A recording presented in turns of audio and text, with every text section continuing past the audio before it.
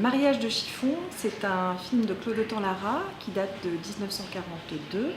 C'est une adaptation d'un roman de Gype, qui est un pseudonyme pour comtesse de Martel. Et l'action du roman comme du film se passe à la fin du 19e siècle, à la Belle Époque, dans une famille d'aristocrates. Et Odette Joyeux incarne une jeune fille, la jeune fille de la famille, qui se rebelle contre sa mère qui veut la marier à un vieux colonel à la retraite. C'est le premier film de la collaboration entre Odette Joyeux et Claude Lara. Ils vont faire 4 films ensemble, dont 3 sous l'occupation, et Claude Lara va vraiment choisir Odette Joyeux pour incarner ces jeunes filles de bonne famille qui se rebellent contre l'ordre social et moral, contre leur classe aussi.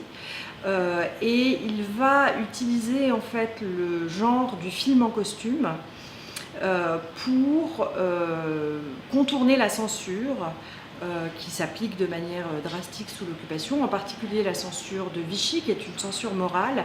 Et en fait, le recul historique du film en costume permet de duper en quelque sorte la censure, d'aborder des sujets un peu brûlants, comme celui de l'émancipation des jeunes filles, sans être censuré et sans inquiéter les censeurs. C'est un film qui va avoir beaucoup de succès et qui va faire d'Odette Joyeux l'une des grandes vedettes de l'époque.